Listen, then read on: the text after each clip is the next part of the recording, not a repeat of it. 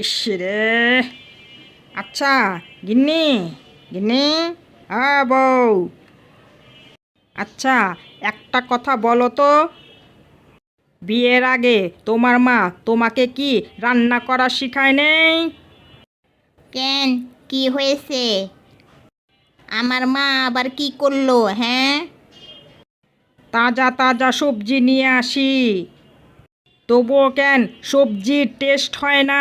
হ্যাঁ, দেখো, এখানে আমার কোনো দোষ নেই।